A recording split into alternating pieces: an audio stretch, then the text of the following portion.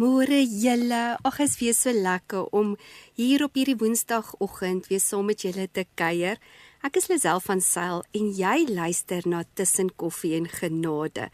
So sit terug en kom kuier saam vir die volgende 2 ure. Nou die afgelope tyd het ons 'n bietjie gaan stil staan en ons het gepraat oor jou gesondheid. Ons het gepraat oor uitbranding en hoe om by goddelike rus uit te kom. Ons moet tyd maak om by dinge uit te kom wat ons recharge, wat ons opbou, wat ons weer herstel en juis by goddelike rus uit te bring. Ons moet nie net van A tot B jaag en dan as ons moeg is, dan wil ons nou rus nie. Ons moet leer om uit 'n posisie van rus uit te beweeg. So rus moet deel wees van ons leefstyl. Ons moet intentioneel kies om present te wees en nie te jaag nie. Dan doen jy dit en dan doen jy dit en jy's baie besig, maar jy's nie noodwendig produktief nie. So vandag gaan ons klaarmaak waar ons praat oor hierdie reeks.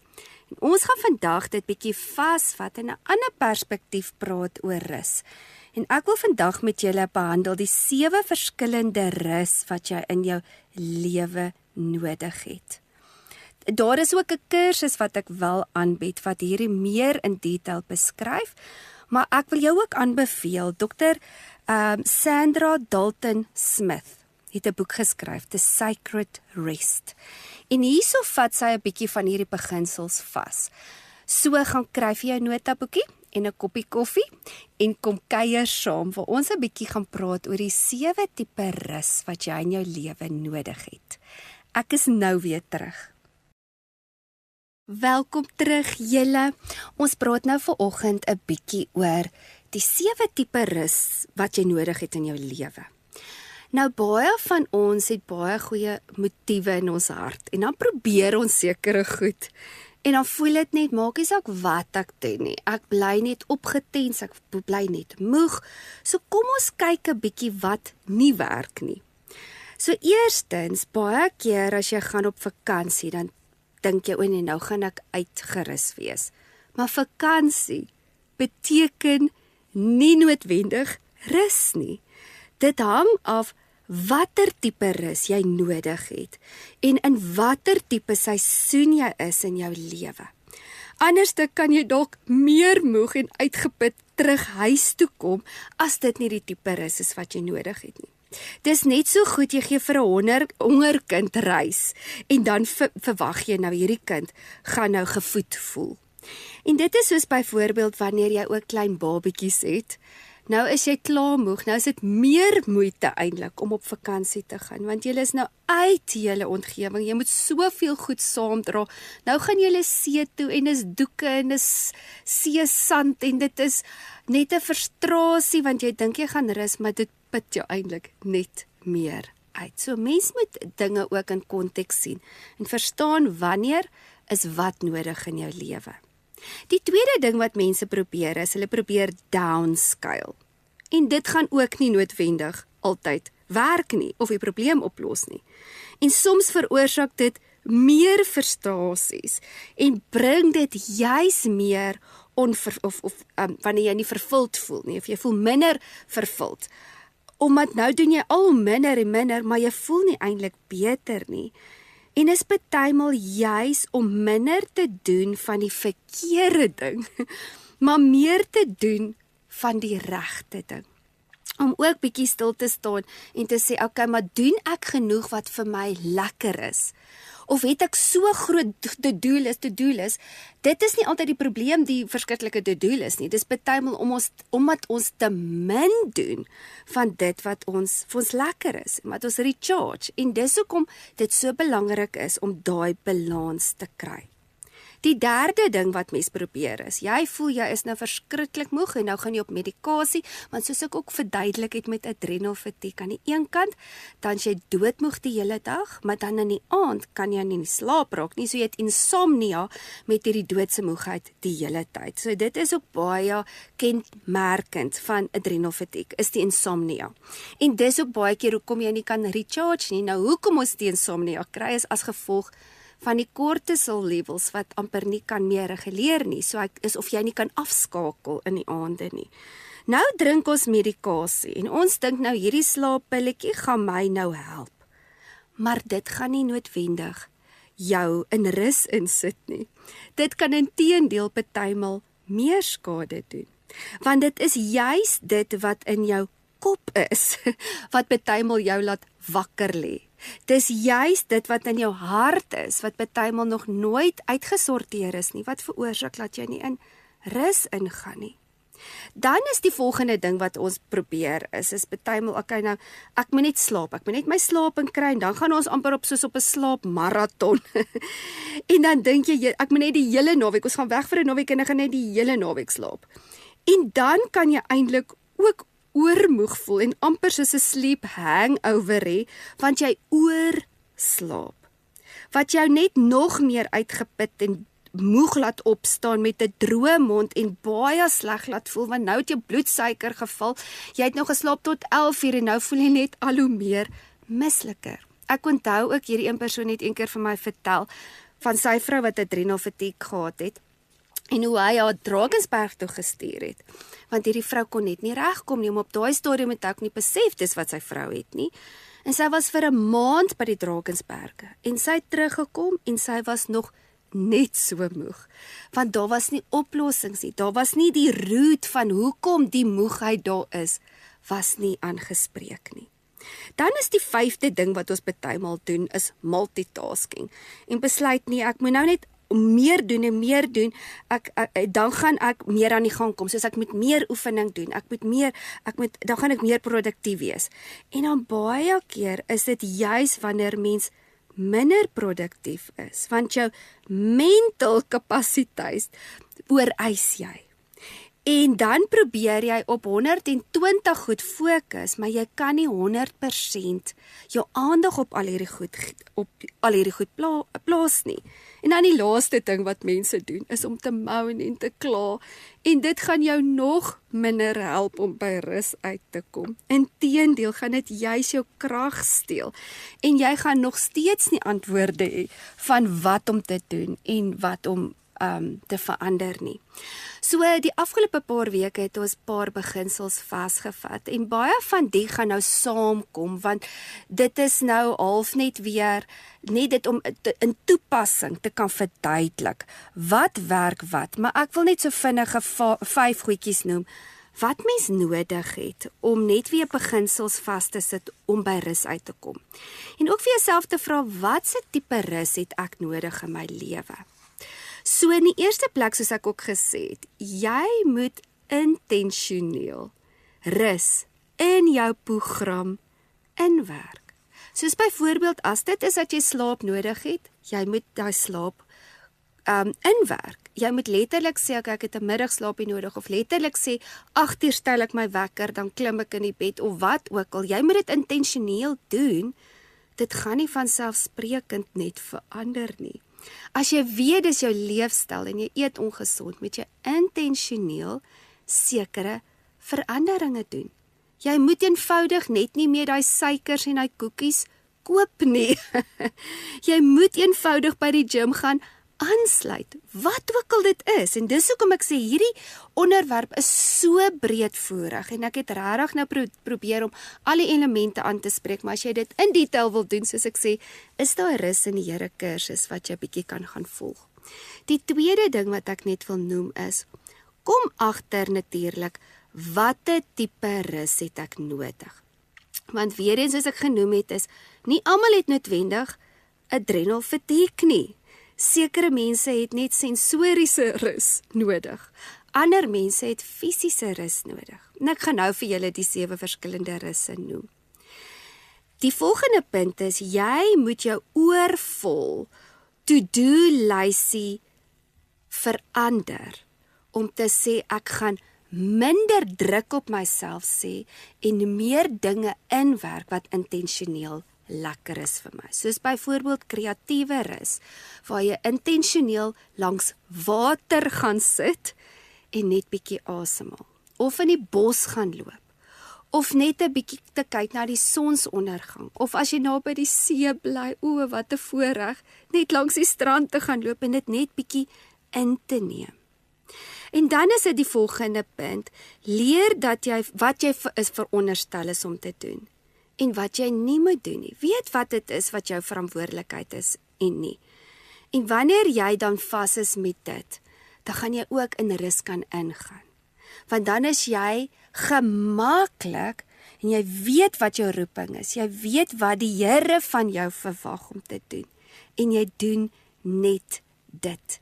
Enige iets anders buite dit is gewoonlik onnodige druk, baie keer uit obligation uit en baie keer uit manipulasie uit. Ek gaan net wees en doen in gehoorsaamheid met wat God sê ek moet doen en wees. En dan die laaste punt wat ek wil noem net voordat ek by die 7 rus uitkom is, jy moet jouself tyd maak om spesifiek by sy voete te gaan sit. En dis 'n baie belangrike beginsel en ek het baie hieroor al gepraat, maar om by genesing uit te kom. Jy kan genesing oral gaan soek, maar soos ek laasweek gepraat het, op die ou ende is God se woord ons medikasie. En is dit die enigste bron wat jou werklik by rus sal uitbring. So die 7 verskillende rus wat daar is, en ons gaan dit deur die loop van die oggend stelselmatig net so 'n bietjie bespreek, inleidend. Ek gaan nie die hele detail oor elke rus kan bespreek nie, soos ek sê, jy kan dit volg op my kursus as jy dit graag wil gaan doen, of jy kan die boek gaan koop van Sarah Dalton Smith.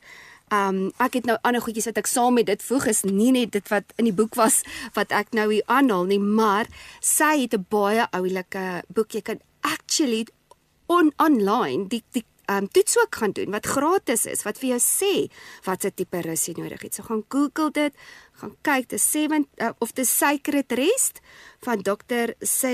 Sandra Dalton Smith, en dan vra jy die quest, en dan kan jy dit invul. Maar wat vir my net lekker is van haar boek is, dit het so mooi tot toepassing wat ons nou die hele tyd nog gepraat het, van daai hele elemente wat ek praat van die vrede en die rus, verandering, aanpassings, die rede om by jouself uit te kom en al hierdie elemente. So kom ons hoor bietjie wat is die 7 verskillende rus. So eerstens kry jy natuurlik liggaamlike rus. As gaan nou daaroor praat. Dan kry jy kreatiewe rus. Jy kry emosionele rus. Dan kry jy verstandelike rus. Jy kry sosiale rus, sensoriese rus en dan jou geestelike rus.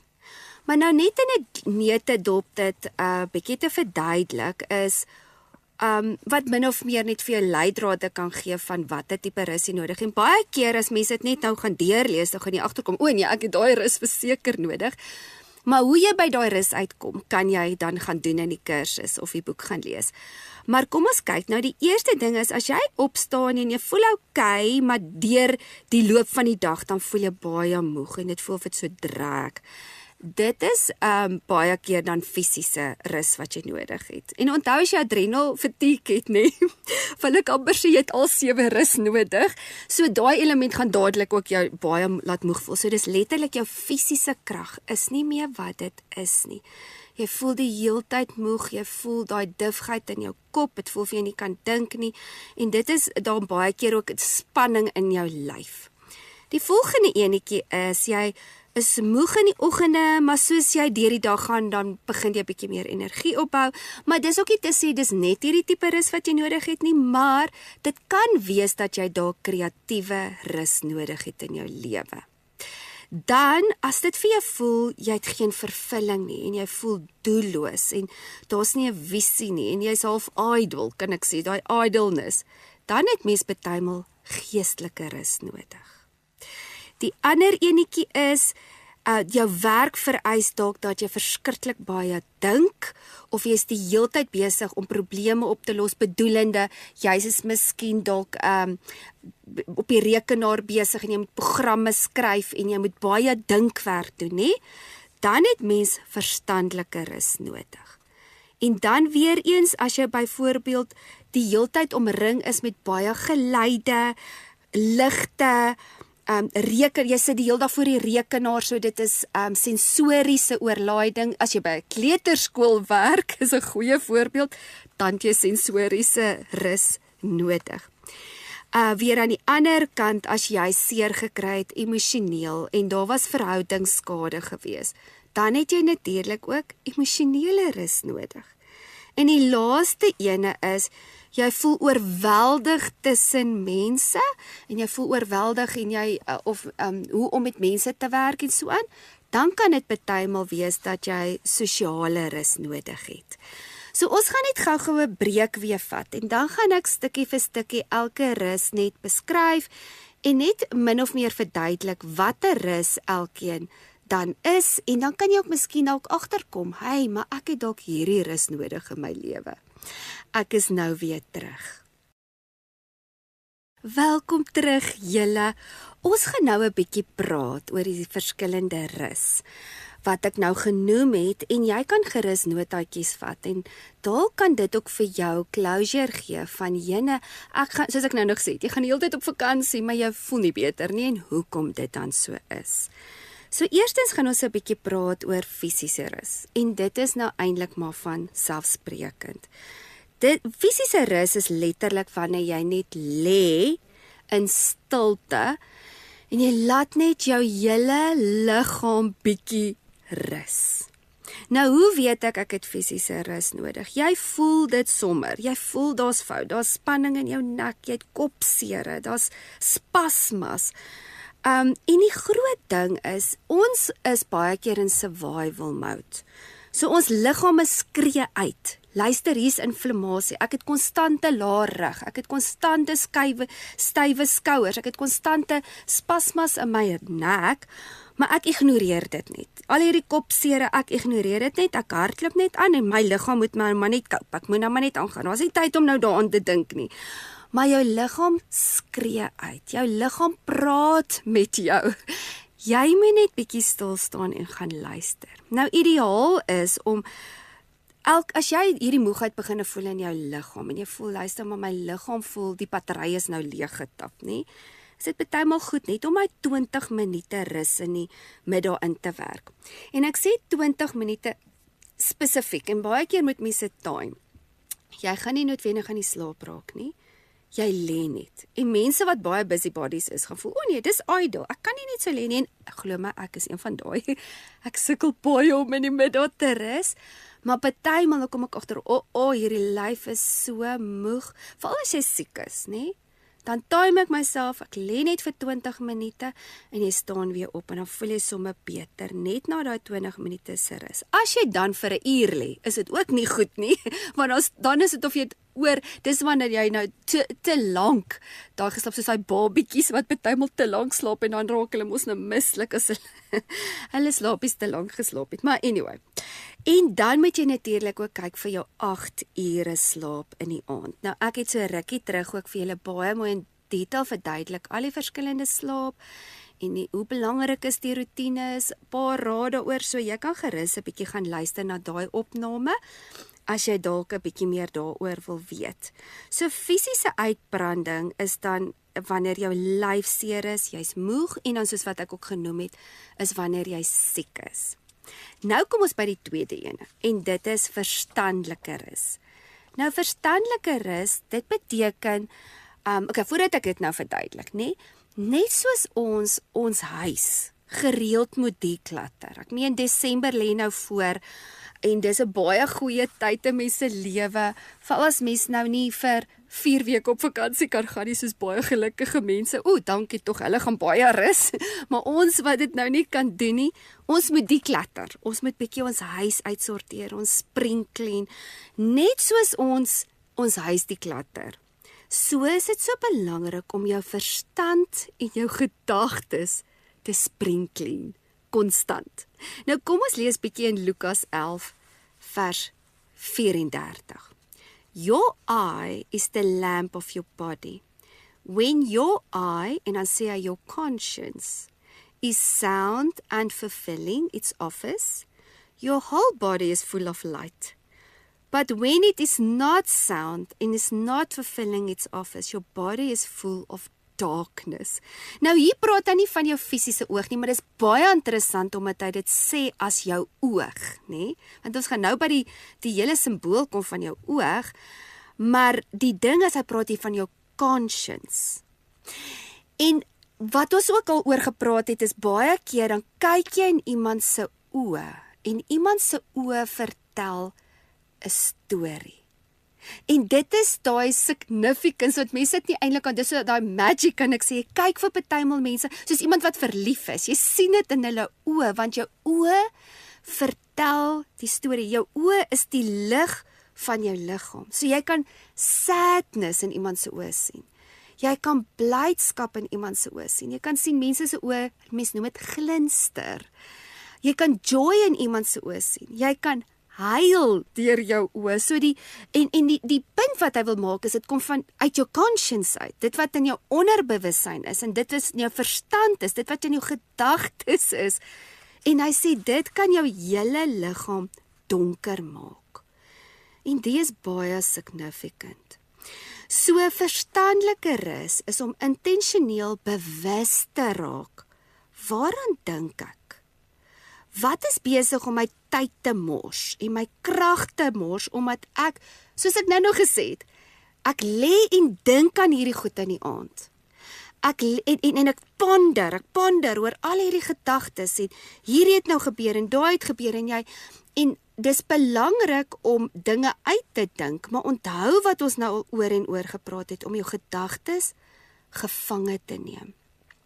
So, waaraan jy dink die hele tyd en onnodige spasie gee, wil ek amper sê, in jou brein. Ons moet dit skoon maak. Ons moet bewus wees wat in ons gedagtes aangaan.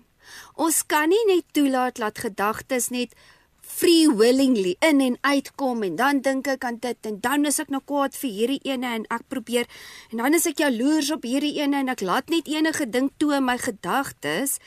Jy moet onderskei. Watter gedagtes kom van die Here af en wat nie? Jy moet jou conscience train. So jou gedagtes is so 'n groot invloed in of jy gaan rus of nie. Net soos in ons liggame wat ons gesê het, wat jy eet of jy oefening doen, al hierdie dinge. Want daar is konstant agtergrondgeraas wat eers in ons brein lê. Ons het gedagtes oor die toekoms en wat jou benoud maak van jou vrese wat jy weet nie wat kom nie. En dan het ons natuurlik gedagtes van die verlede en goed waaroor jy spyt is en ek moes dit en ek moes dat en hoekom het ek nie dit gedoen nie. En dan het jy natuurlik jou gedagtes wat jy vandag het en wat jou vandag oorweldig. En ongelukkig is ons as mense ingestel om eerder na die negatiewe te gaan as na die positiewe. En dit is nou maar ons default setting. En dit veroorsaak partymal ons stres, ons worries, frustrasies en dit steel soveel onnodige tyd en energie in ons lewe. En dit is weer eens daai boek van Joyce Meyer van Battlefield of Your Mind. Dis seker een van die powerfulste boeke wat jy kan lees. Want ons battlefield in lig en duisternis is letterlik in jou gedagtes. Want as jy gaan daai hele deel lees van die wapenrusting van die Here, al daai goed gebeur in jou gedagtes en wat jy toelaat in jou gedagtes. En dis hoekom 2 Korintiërs 10 vers 5 vir ons die volgende sê: with which we overthrow imaginations. So dingetjies wat jy uitredeneer en jy imagine dit op. Imagination is verskriklik 'n sterk krag, want wat jy imagine, dit word jou realiteit. En tot die wêreld, wat nie eers die Bybel ken, het al hierdie ding gesnap. Hulle noem dit net, you must manifest it in your brain, en manifest it, maar dis eintlik 'n Bybelse beginsel. Dis nie die ding van, wat imagine jy in jou brein? En dan sê hy, and every high thing that exalt itself against the knowledge of God. So dinge wat jy uitredeneer, wat nie in die woord van die Here staan nie, wat nie in die waarheid en in lyn is van die woord voor nie, ons vrese, ons bekommernisse, ons worries en ons beheer en hierdie ding en daai ding. Dit sê hy, en nou sê hy vir ons wat ons daarmee moet doen. Hy sê, bring into captivity all understanding to the obedience of Christ. So ons moet konstant ons gedagtes gevange neem en verstandelike rus kies. En dit beteken om intentioneel die vloei van gedagtes vas te vang en stilte te kies. Julle, dit is letterlike keuse. En dit is letterlik die mense wat nou al die dissipline geleer het om deur die Heilige Gees hulle gedagtes te vernuwe en dit vas te vang, wat baie meer vrede en rus in hulle lewe het. Want hulle weier eenvoudig om worry en veer toe te laat in hulle harte. En dis letterlik so eenvoudig soos dit. Want hoor wat sê Psalm 46 vers 10. Be still and know, recognize and understand that I am God. En is amper of mense dit met 'n bulderende stem wil, be still and know. Hy wil amper met hulle raas, wees stil en weet ek is God. Hoe durf jy vrees? Hoe durf jy 'n bang rond hardloop? Vertrou op my. En dan sê hy, I will be exalted among nations, en hier is 'n uitroepteken. I will be exalted in the earth. God is God, en hy is in beheer. Hou op om bevrees bevange te word en jou verstand onnodig uit te put. En om dit te doen is nie noodwendig maklik nie. En dis hoekom ek sê, dit vat inspanning, dit is oefeninge, maar dit is wanneer jy moet intentioneel kies en agterkom, miskien is dit een van die eerste slegte gewoontes wat ek moet breek, is wat ek toelaat, wat ek dink. Niemand gee om vir my nie, niemand worry oor my nie, waar is al die mense, ek is altyd alleen. Daai is mindsets. Julle, dis letterlik mindsets wat ons moet breek in ons lewe. En die groot ding is, as jy dit nie gaan beheer in jou lewe nie, gaan dit alles beheer in jou lewe. Elke oomblik, elke dag. Elke gedagte, elke aksie, tot jy vanaand gaan slaap. En dit gaan ook jou slaap beïnvloed. Want gedagtes bepaal jou lewe. En dis hoe kragtig dit is. So, verstandelike geraas, as ek dit nou so kan noem, klink soos die volgende. En ek gaan vir julle 'n paar voorbeelde noem. Jy is konstant krities oor jouself. En praat negatief met jouself. Nee, jy's nie goed genoeg nie. Jy sien, jy gaan dit nie kan doen nie. Al daai tipe gedagtes. Om vasgevang te wees op een negatiewe gedagtes en dit oor en oor en oor te dink, soos 'n revolving door. So jy's konstant negatief en negatief, en dis wat jy praat, dis wat jy doen, dis wat jy word.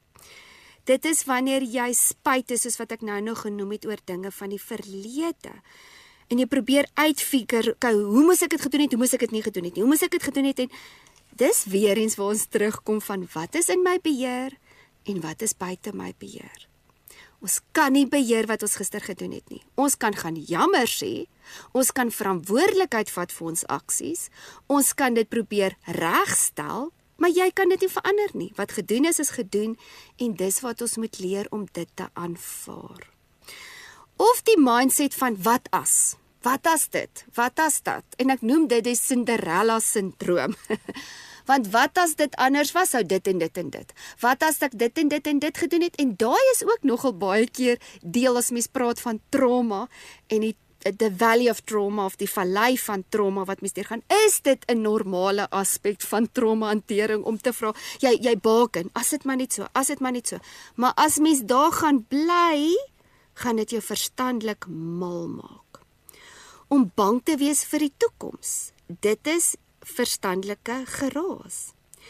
Jy is baie beoordelend want jy het sekere maatstawwe omdat jy nou seer gekry het in jou lewe. So daar's strangles in jou gedagtes en as gevolg van dit keer dit dan dat jy sekere mense kan sien vir wie hulle is. Dit keer jy om verhoudings in te gaan, maar dit is ook verstandelike geraas.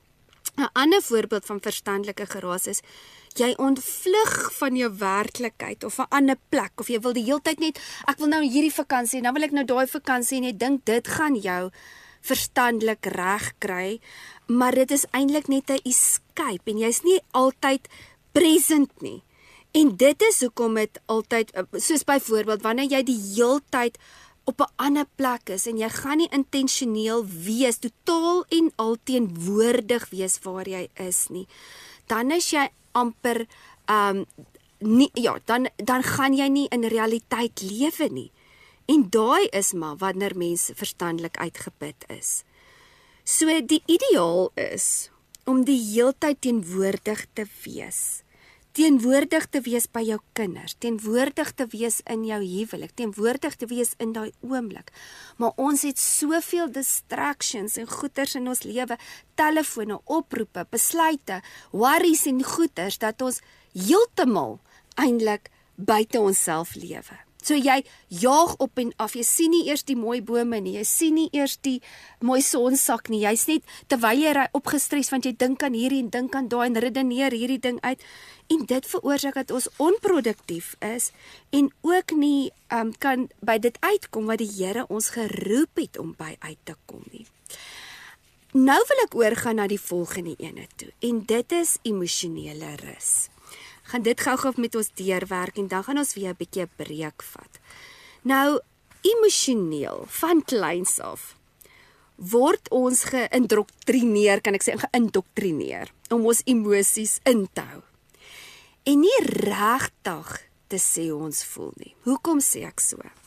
Want van kleins af, en ek sê nie dis vir almal so nie, veral as jy ouers het wat emosionele intelligensie het, dan gaan hulle natuurlik vir jou leer om jou emosies reg te reguleer. Maar oor die algemeen is ons almal maar clueless.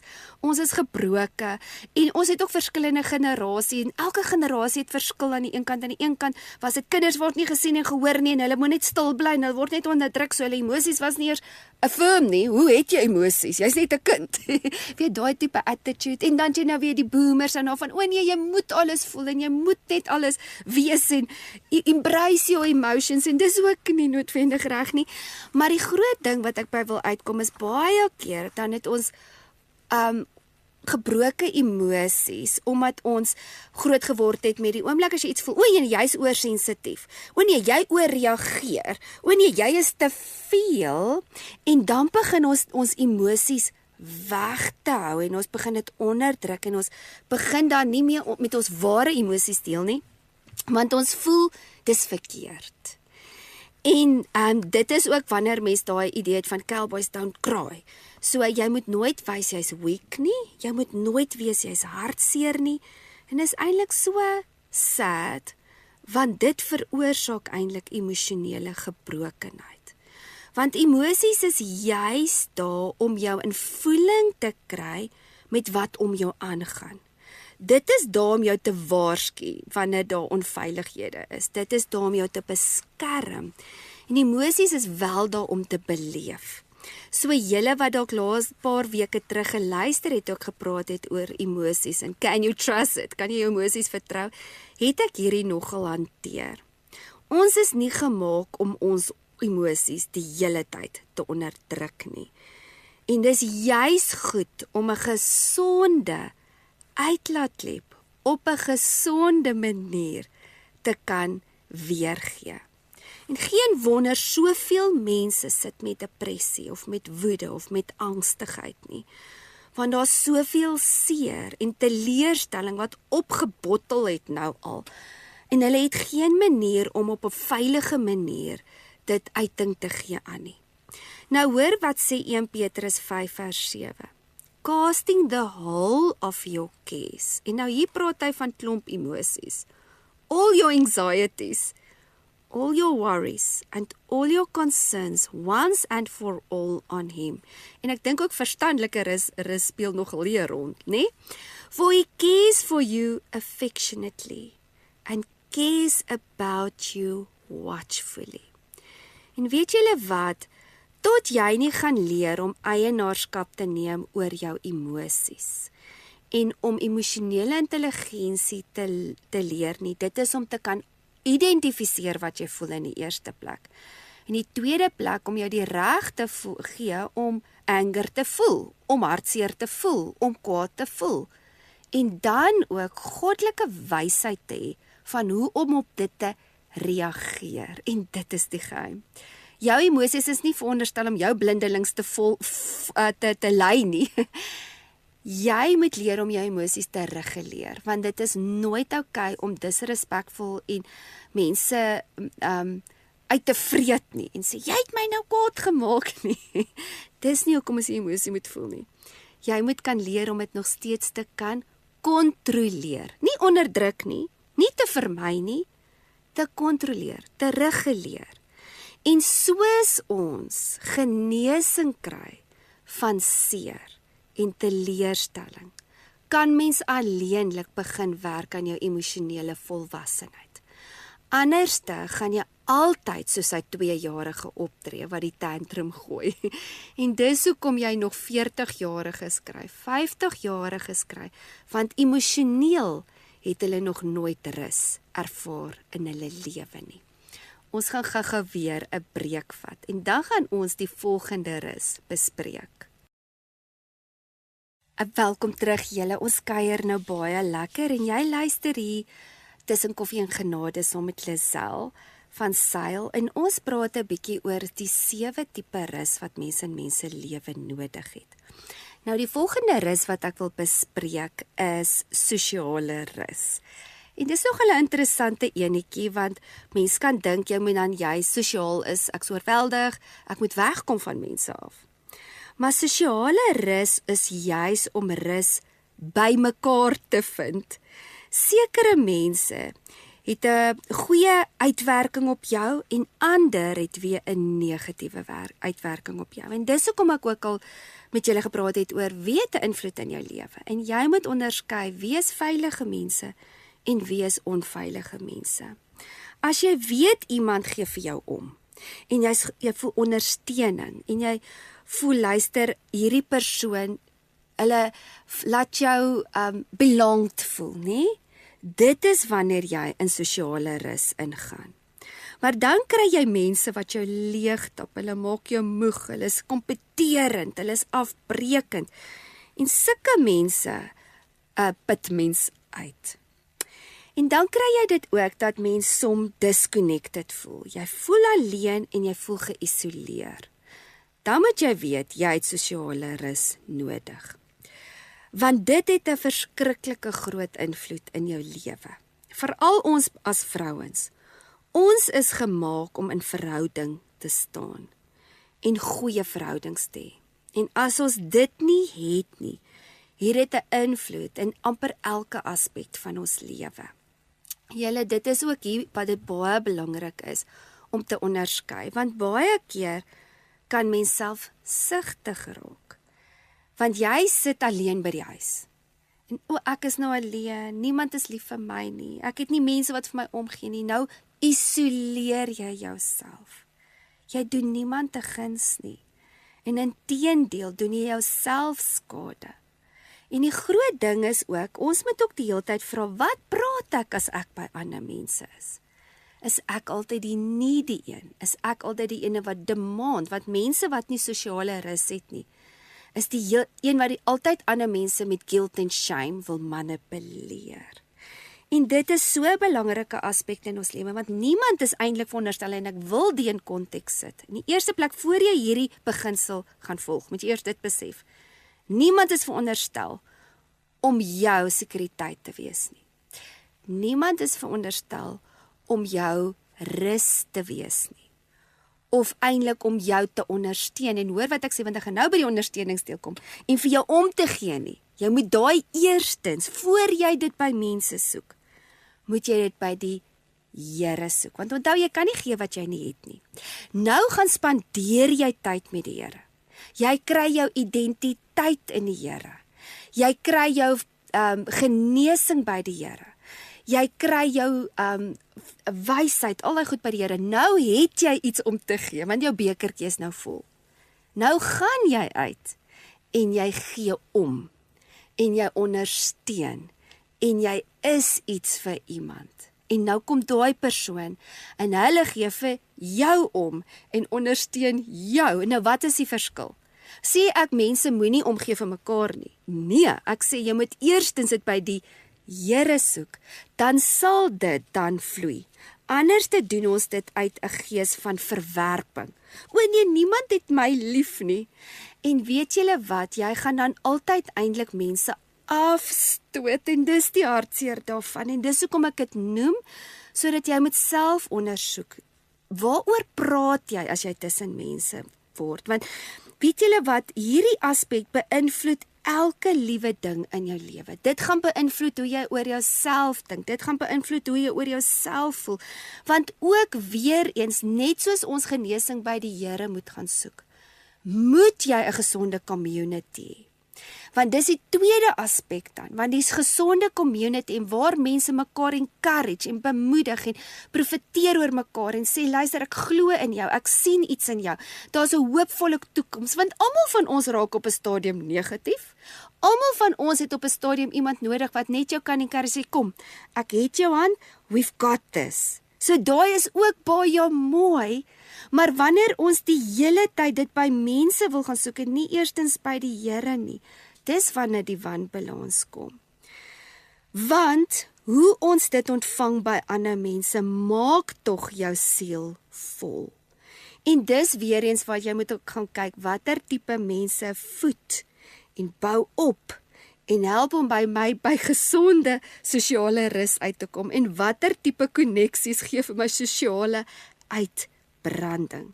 Dit laat jou minder waardig voel, dit laat jou uitgeput voel, dit laat jou uitgestoot word. Moet dan nie meer by uithang by daai mense nie. As hulle nie goed is vir jou siel nie, moenie daar gaan nie. Want in Psalm 1 sê, moenie in die kring van die spotters gaan sit nie. So jou selfbeeld het definitief 'n invloed met verhoudings wat om jou is. En baie keer het ons nie noodwendig daai mense wat om jou staan en jou bemoedig en jou help om 'n goeie selfbeeld op te bou nie. En dis hoekom jou beste vriend julle moet die Heilige Gees wees. En ek praat hier uit eie ondervinding. Ek het 'n ongelooflike lae selfbeeld gehad toe ek jonger was. En daar was absoluut niemand wat langs my gestaan het en gesê het, Lisel, dit is nou eintlik wie jy is. Dis wat jy, weet julle wie was daai stem? Die Heilige Gees. Hy was letterlik my enigste counselor wat my gelei het en gebou het, want ek was so desperaat en daar was nie mentors in my op lewe altyd nie. Ek het later dalk mentors gehad, maar ek wou regtig, ek het gaan hulp soek en ek kon nie uitfigure hoekom is ek so dysfunctional in my lewe nie, tot ek net by die Here uitgekom het, by sy voete gesit het en die Heilige Gees en God se woord, moet ek sê, het my kom genees. En dis ook hoekom baie mense in depressie is en so leeg voel, want hulle voel, niemand het my lief nie, niemand gee om vir my nie, en soos ek gesê, dit is maar uit 'n gees van verwerping.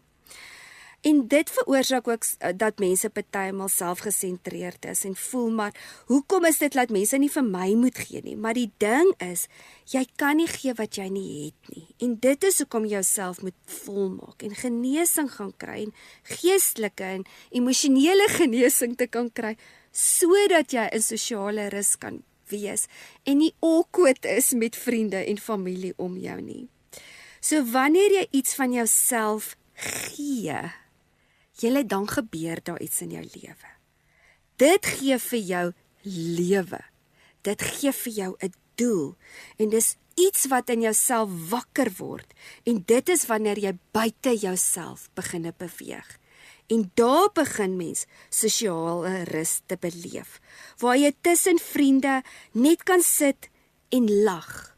jouself wees, waar mens kan saam celebrate, mense begin dan te onthou, want jy laat hulle spesiaal voel, jy bou spesiale, jy's nie net hier van wat kan jy vir my gee nie, jy gee ook, jy gee om, jy is daar vir ander mense, en dan begin dit terug te vloei, en dis dan daar waar mense dan spesiale dinge saam met jou deel, en by jou wil wees, en nou praat ek ook van jy as mamma, as jy die heel dag net besig om vir jou kinders sleg te laat voel van hoe min doen hulle vir jou en hoe min gee hulle vir jou om en jy gee nie, jy weet ek het soveel vir jou gegee en daai skild en vriend, dan wil jou kinders niks met jou te doen en nie, waar anderste jy eerder in jou kinders se lewe kan belê en drukkies gee en swentjies gee en al daai gee dan vir mens sosiale rus.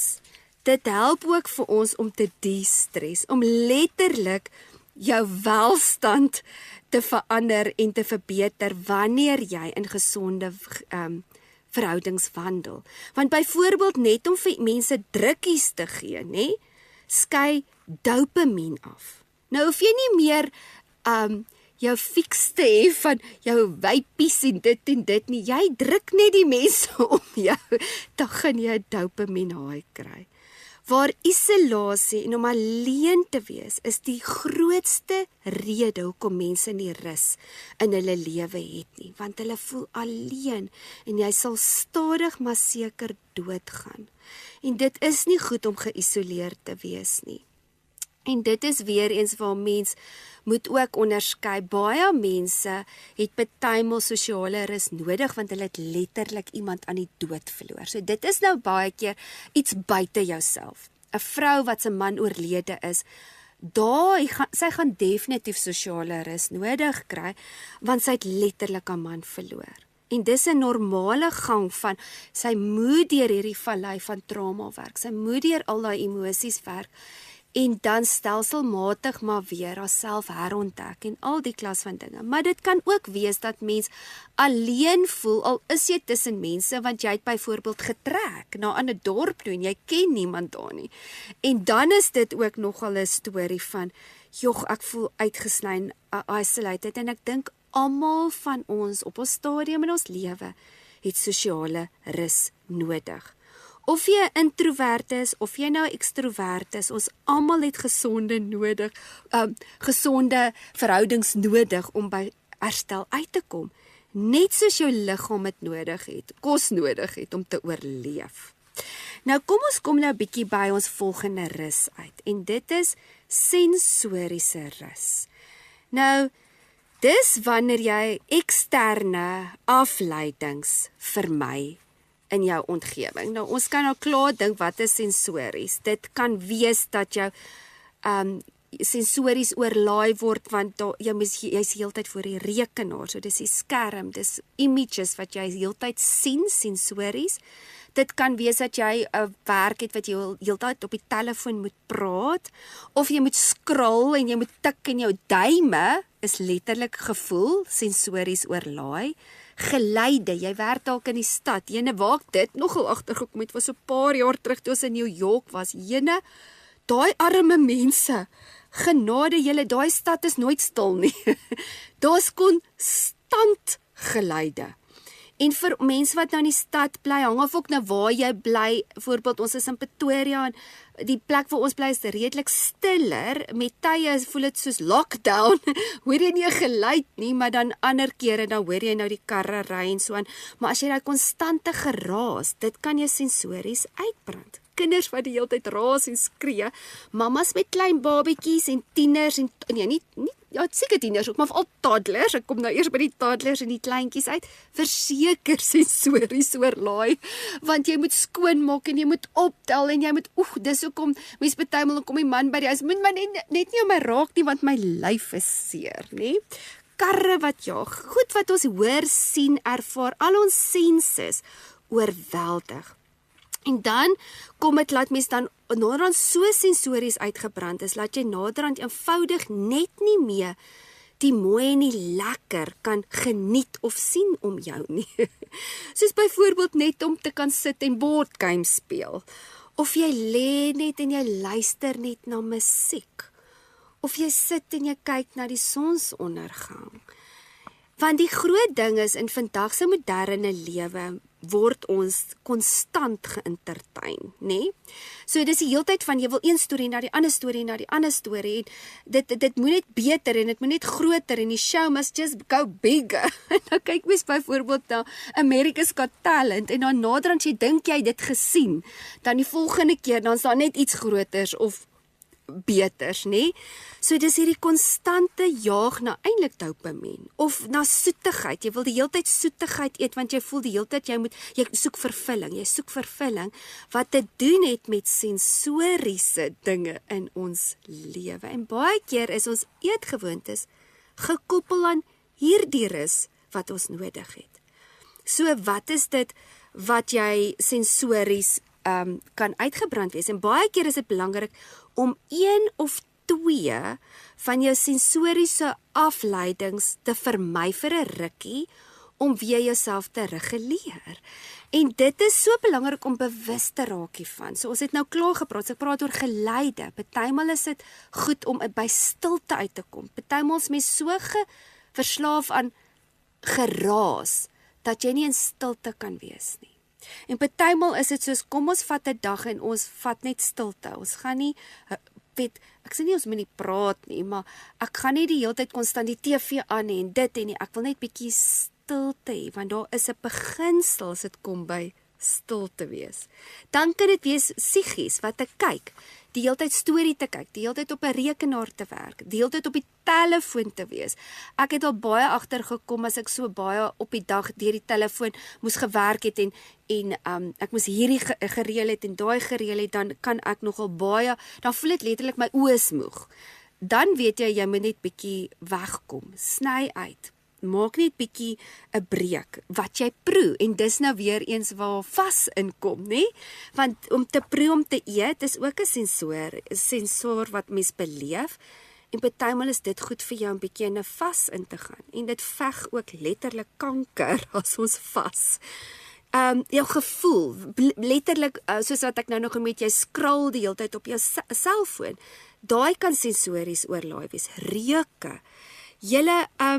Dis nogal interessant, baie keer dan kan mense verskriklike sterk parfuum dra, dan jy sommer kopseer, of jy voel sommer geïrriteerd, nê? Of jy sal in 'n vertrek sit en hulle sal byvoorbeeld van daai lekker ryk goed hê, maar dit doen eintlik meer skade as wat dit goed is. So jy moet gaan agterkom wat se reuke is kalmerend, want daar's letterlik reuke wat jou kan opwerk en reuke wat weer goed is vir jou, soos lavendel byvoorbeeld. So, jy moet leer dat wat is dit wat jou sensories oorlaai? En dan moet jy ook die heeltyd bewus raak daarvan, nê? En ook dit wat in jou brein ingaan, wat ons nou gesê het, wat is dit, al die sensoriese dinge, wat het 'n invloed met hoe ek voel en dinge ervaar? Wat sien ek? Wat hoor ek? Wat ruik ek? Want op die ou ende, onthou, jou senses is daar om jou veilig te hou. En partymal is dit so oorgestimuleer, dat jy naderhand nie meer kan die gevaar agterkom nie, as ek dit nou so kan stel. Maar dit is hoekom dit so belangrik is, 'n vandag se oorgestimuleerde lewe, om met tye sensories net weg te kom, die kinders van die selfone af te kry, of van die iPads af te kry, en geen wonder, dis hoekom ons vandag met soveel kinders sukkel wat ADD is, want sensories is hulle oorlaai, soos byvoorbeeld die agtergrondmusiek, die TV, rekenaars, telefoon, reuke, parfume, al daai klas van dinge moet ons partymal beperk. So almal van ons het tye nodig wat ons net ons sensoriese stimulasie kan beheer en beperk. Ons gaan gou-gou weer reuk. Hoef my reuk. Ja, gemaak vir jou so 'n lekker koppie koffie wat lekker ruik, en dan stimuleer jy weer goeie sensore. Ons gaan net 'n breek vat, en dan gaan ek die laaste 2 rus wat jy nodig het met julle bespreek. Ek is nou weer terug. Ons praat vanoggend hier bietjie oor die verskillende rus wat jy nodig het. En ons is nou by die 6ste een, en dit is kreatiewe rus. Nou kreatiewe rus is, as ek dit nou in Engels kan stel, is to soak in the beauty. Nou hulle het ook nou al bewys dat mense wat kunstig is en kreatief is, rustiger is en baie meer kalmer is as mense wat nie noodwendig hulle kreatiwiteit uitlewe nie. Nou baie mense dink jy kry kreatiewe mense en jy kry onkreatiewe mense, wat nie regtig die waarheid is nie. Want onthou, ons is gemaak in God se beeld en ons God die Vader is absoluut creative. En almal van ons het kreatiwiteit in ons. Elkeen het net 'n ander vorm van kreatiwiteit. Dis nie te sê as jy net 'n stokmannetjie kan teken en jy's dalk nou nie 'n skilder nie, dat jy nie kreatief is nie. Jy's dalk kreatief met woorde. Jy's dalk kreatief om probleme op te los. Jy's dalk kreatief om met mense te werk. Al daai het kreatiwiteit nodig. En navorsing het ook nou al bewys dat wanneer mense meer kreatief is hulle meer ontspanne en tevrede met hulle lewe, want kreatiwiteit is terapie. Julle en ek het dit nou oor en oor en oor gesien. Om net bytelmal te sit, so 'n paar jaar terug was scrapbooking nou die ding gewees. En ek en my skoonsis en my sussie het baie keer net met tye gesit en ons het bietjie scrapbooking gedoen. En dit was letterlik die kinders het daar op die plaas rondgehardloop en ons eers ge-worry oor hulle, ons het gesit en gekuier, ons het musiek geluister, ons was kreatief en dit het iets gedoen aan jou siel. En dis hoekom ek so 'n paar jaar terug toe begin het met My Story werkswinkels, waar ons ook gesit het en bietjie scrapbooking gedoen het. Met tyd het ons gedans, met tyd het ons juwele gemaak. Dus het elke vorm van kreatiwiteit beleef. Om saam met dit, dan praat ons oor dinge van die hart. Want soos jy kreatief is, byvoorbeeld om te journal, kan kreatief wees, is 'n uitlaatklep vir jou siel en is baie terapeuties. En dis ook bytelmal deel van ons genesing. Nou kreatiwiteit is nie noodwendig net kuns nie. Dis nie noodwendig net musiek en om mooi te teken en om mooi te dans nie. Dit kan letterlik die natuur wees. So die Here het letterlik vir ons gratis kuns en kreatiwiteit geskep. En dit is die see, dis die berge, dis die wolke, dis die bosse, riviere. En hoe gelukkig is mense wat in die natuur kan bly. Almal van ons is nie so bevoorreg nie, maar tot ons wat in die stad bly, moet dit gaan soek. So maand terug was dit Jacaranda tyd in Pretoria en ek dink Johannesburg het ook ongelooflike mooi jacarandas. En weet julle hoeveel mense jaag dan net verby? Kyk nie eers nie. Neem jy dit in? Is jy in die oomblik? En ek dink ons almal het dit al beleef en dis hoekom ek sê we all need a little bit of vitamin C. En ek het al hier en daar mense ontmoet dan sê hulle nie, hulle is nie so lief vir die C nie, dan sê ek soos wat? Want dit is vir my, ek kan nie dit verstaan nie, want ek is so lief vir die C. En hulle het ook al, as voorbeeld met Discovery, het hulle letterlik al, en ek weet nie of dit nog steeds so is nie, maar die mense by die see is half, letterlik omdat hulle net by die see bly, betaal hulle minder, omdat hulle gesonder is. Hoekom is daai mense gesonder? Want hulle het die natuur, wat letterlik terapie is vir hulle. Om in 'n bos te gaan loop, om net to be part of nature, en ek meen ook, soos ek sê, die mense wat nie noodwendig die Here dien nie, en die, hoe kan ek, weet hierdie flower power mense, wat so in die nature, in the power of nature, en hulle is baie new age, maar hulle het hierdie ding ontdek, maar dis eintlik 'n goddelike beginsel. Maar hulle het nou net die creator daar uitgehaal. En dit is vir my so lekker partymal net om te sit by die Drakensberge byvoorbeeld, as jy 'n naweek daar kan spandeer in die natuur, dan voel mens so naby aan die Here. Dis partymal daai skoonheid wat jou siel weer recharge en jou weer mens laat voel. So die Here het dit vir ons geskape sodat ons dit kan inasem, dit kan bewonder en weer gesond kan wees. En dit is hoekom dit partymal ook belangrik is, veral as jy in 'n besige stad bly. Want die lewe kan jou moeg maak en jou oorlaai en partymal het jy net natuur nodig om jou. Gelukkig het ons 'n bergie naby ons en dan so elke nou en dan sê ek nee, ek het nou 'n bietjie natuur nodig, dan gaan stap ons weer 'n bietjie in die berg. En dit doen wonders vir jou siel, liggaam en gees. Geen wonder die Here het van die begin af Eden geskep nie. Daar's iets van daai wat vir ons sê, ons as mens moet deel wees van die skoonheid van die natuur. En baie keer jaag ons net in en uit, ons vergeet skoon om te kyk vir die sterre, ons vergeet om te kyk vir die mooi sonsondergang of die sonsopkoms en letterlik daai eerste 10 minute wanneer die son opkom en jy gaan staan en jy kyk, hulle noem dit sunbathing, maar as jy letterlik gaan kyk fisies is dit so goed vir jou liggaam waar dit sekere hormone afskei en daai help jou met jou energievlakke, dit help jou om beter te slaap en dit is deel van God se medisyne.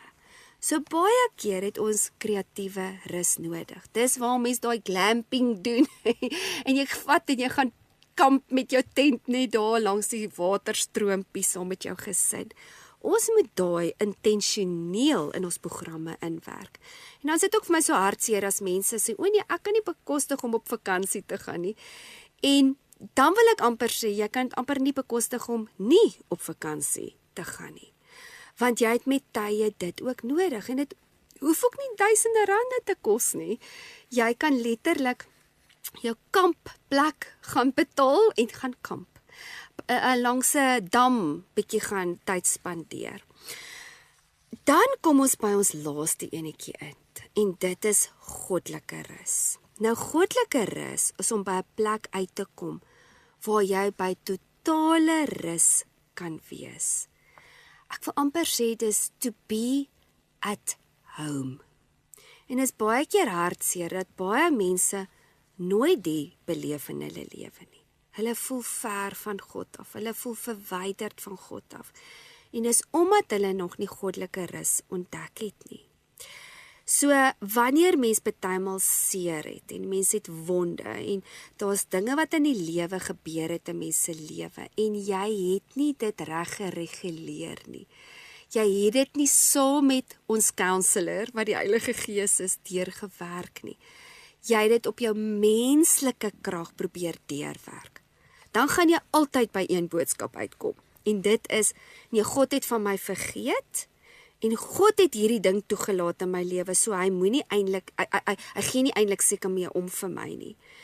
En dan is dit wanneer mens verwyderd voel van die Here, want jy voel teleurgestel en dis ook baie belangrik om hierdie in konteks te sien en dis nogal 'n baie belangrike aspek wat ek ook verduidelik in ons trauma werkswinkel.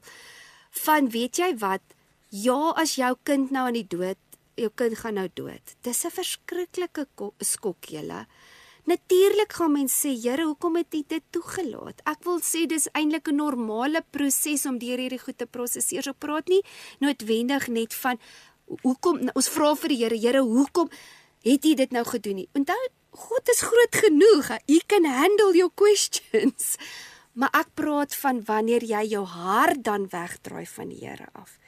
En sê, nee, weet jy wat? God is nie 'n God van liefde nie en hy gee nie om vir my nie.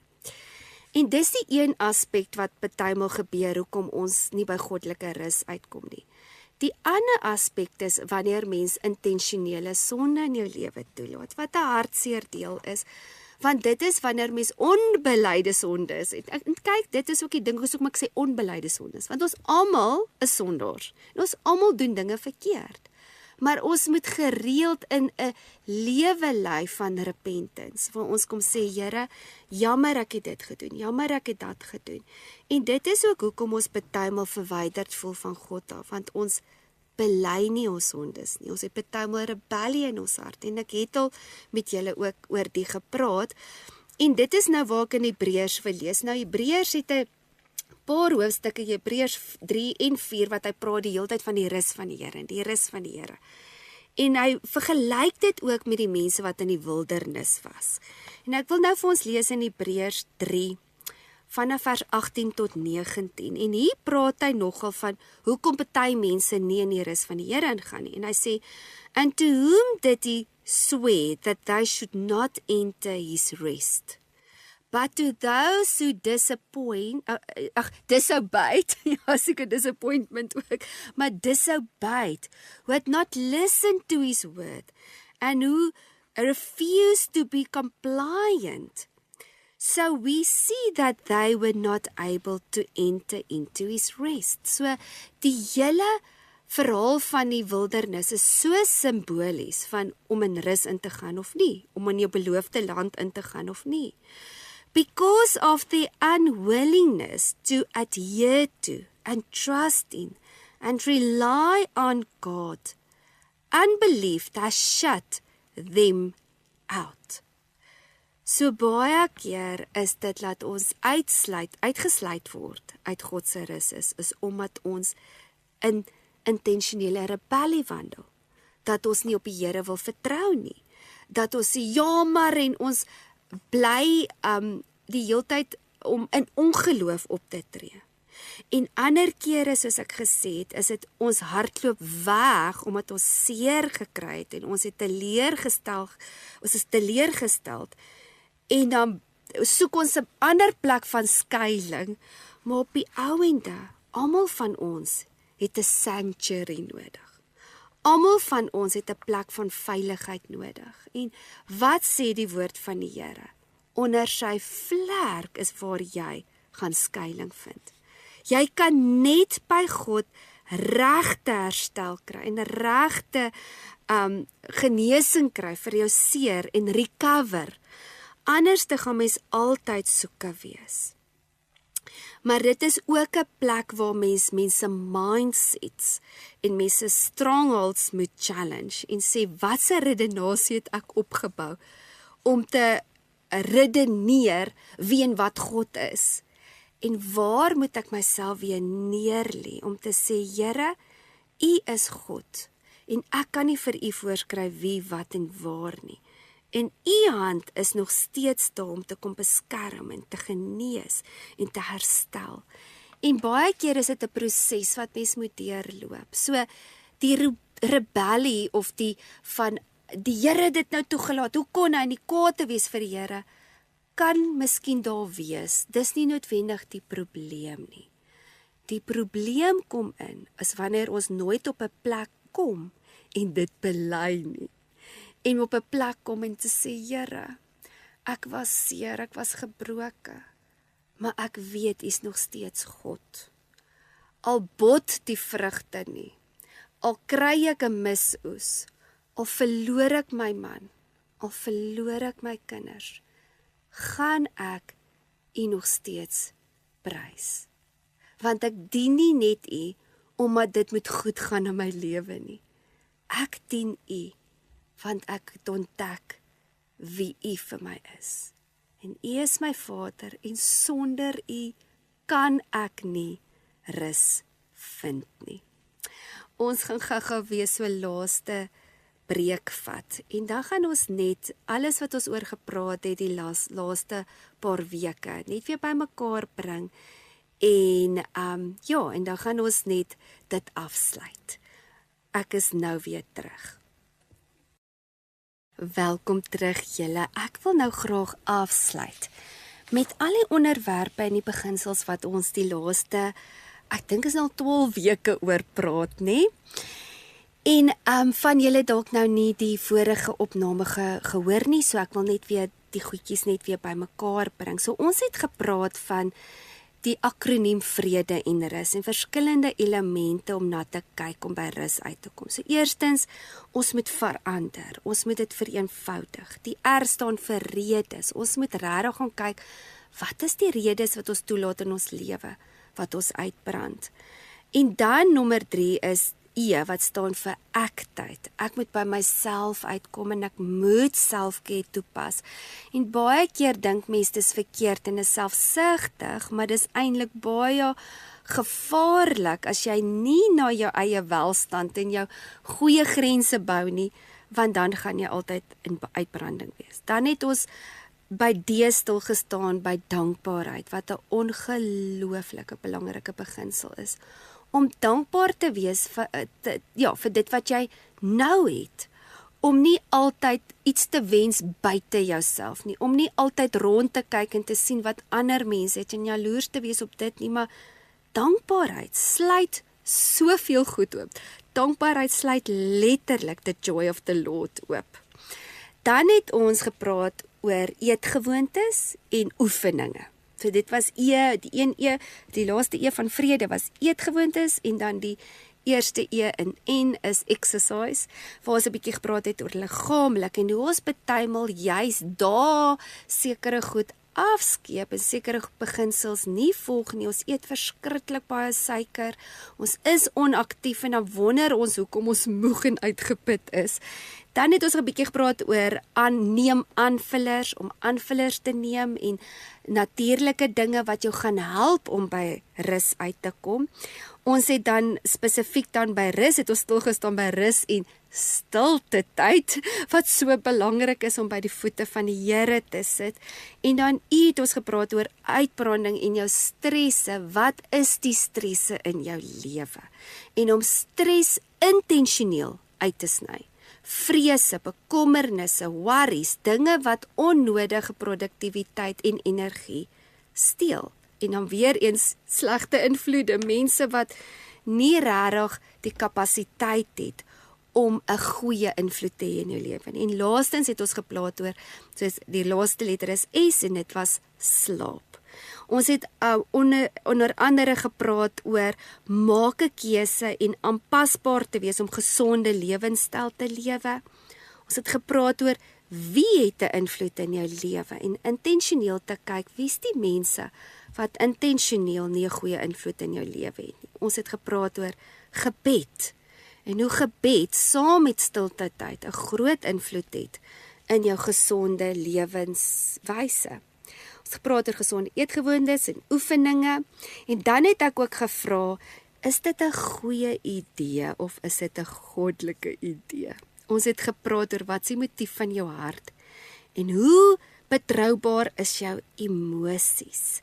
En dan het ons ook gepraat die belangrikheid van God se woord. So kom ons gaan net gou-gou weer deur die 7 rus wat ons vandag oor gepraat het. So jy het fisiese rus nodig, waar jy rus kry, waar jy goeie slaap in kry en waar jy ook rus jou liggaam, wanneer jou liggaam moeg is, te rus, maar ook is dit onder andere om bietjie te gaan vir 'n massage, né? Dan het ons gepraat oor verstandelike rus, waar jy heeltyd moet dink, jou gedagtes gevange te neem. Ons het gepraat oor emosionele rus, om deur seer te werk en aan emosionele regulering te leer. Sosiale rus is om by mense uit te kom wat jou opbou en wat jou bemoedig en nie jou uitput nie. Sensoriese rus is letterlik jou senses af te sny en te sê met tye gaan ek nie meer geraas toelaat nie, met oorpleisies, sit oorpleisies in, ek slaap met oorpleisies, dit help my om beter te slaap. Wat jy eet, om partymal net 'n bietjie vas te doen. Ons het gepraat oor kreatiewe rus, en dalk soos wanneer jy net partymal 'n kunsklas doen, of soos naaldwerk doen, of jy maak juwele, of jy brei, of jy skep iets, baie goed is vir jou, maar ook om in die natuur te spandeer. En dan natuurlik het ons gepraat oor geestelike rus, en dit is weer eens om by die voete van die Vader te sit, en by sy hartklop uit te kom. So mag jy die vakansieseisoen die gebruik daarvan maak om by rus uit te kom, om by geestelike, liggaamlike en psigiese genesing en rus uit te kom. Ek hoop regtig hierdie reeks het vir jou iets beteken en dinge vir jou kom vasmaak wat jy dalk moet verander in jou lewe. En dit is hoekom dit so belangrik is ook om die leiding van die Heilige Gees te volg, om by genesing uit te kom. Want wanneer jy geestelik, emosioneel, verstandelik en liggaamlike genesing het, dan begin jy te rus. En die vyand wil dit kom steel. Hy wil ons tyd steel en hy wil ons grondgebied steel. En ons moet sê, Here, niks meer van hierdie stories nie. Ek wil by goddelike seën, guns en rus weer uitkom. En ek wil net afsluit met hierdie skrif. En dit is in Numbers, en we gaan weer in die Amplify lees, 6. Vanaf vers 24 tot 26. The Lord bless you and watch God and keep you. The Lord make his face to shine upon and enlighten you and be gracious, kind, merciful and giving favor to you. The Lord lift up his countenance upon you and give you peace, tranquility of heart and life continuously. Life continuously. En ek bid dit net vir elkeen van julle toe in hierdie feesseisoen. Mag dit vir jou, waar dit altyd voorheen hierdie stresse was en ons moet nou dit en is 'n gejaag na dit en ons moet hierdie geskenkies koop en ons moet nou hierdie familie ding reël en ons moet nou die kos beplan. Mag ons dit doen uit 'n hart van rus, uit 'n hart van vreugde, van dankbaarheid. En dis ook 'n fantastiese seisoen waar ons net kan stil sit en net weer kan sê dankie Here vir dit wat hierdie jaar vir ons in stoor was. Dankie vir die voorregte, vir die mense wat ons kon ontmoet, vir die voorregte wat U vir ons gegee het vir waar my werk is, of elke liewe klein ding, om dankbaar te wees vir mekaar, en dit ook vir mekaar te sê, vir mekaar te kyk en vir mekaar seën toe te spreek, as wat mens net so ge-worried is oor wie brand nou weer die kos en wie gaan nou dit doen en jy het nou nie dit gedoen nie, en so gefokus wees op doen goed, maar nie op die harte nie. Nie op die sielsvlak waar ons vir mekaar kan bedien en geestelik kan wees, ingestel te kan wees van wat kan ek vir hierdie persoon gee om hom bietjie aan te moedig. En mag ons ook hierdie tyd vat om weer nuwe perspektief te kry vir dit wat volgende jaar voorlê. Gebruik Desember om te gaan kyk wat het gewerk en wat het nie gewerk nie. So volgende week gaan ons begin en ons gaan bietjie in hierdie Kersseisoen praat oor ware geluk. Wat ek dink is so 'n goeie onderwerp, want baie keer in hierdie seisoen kan mens so materialisties raak en jy kan dink aan die dekor en die liggies en die geskenke en wat ons gaan kry en vakansies en ons moet net dit en ons moet net dat, laat ons partymal die motief van die hart agter dit verloor. En ons moet almal op 'n plek wees waar ons ware geluk soek by die bron van geluk. En dit gaan ons natuurlik net kan kry by God die Vader, Jesus en die Heilige Gees. Ek praat weer volgende week met julle, waar ons dan gaan praat oor ware geluk. Mag jy 'n wonderlike oggend verder hê. En mag die Heilige Gees met jou praat, jou lei en vir jou vrede gee. Totsiens.